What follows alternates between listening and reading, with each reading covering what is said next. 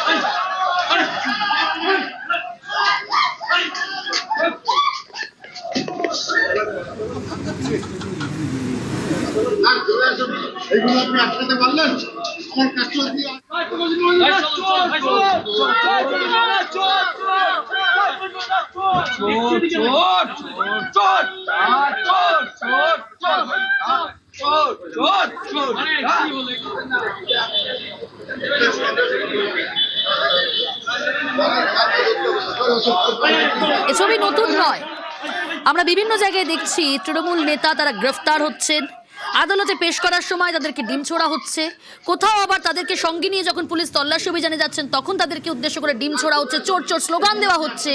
সাধারণ মানুষ চোর চোর স্লোগান দিচ্ছেন, ডিম ছুটছেন তারা। এইভাবেই তারা প্রতিবাদ জানাচ্ছেন, তাদের ক্ষোভের বহিঃপ্রকাশ।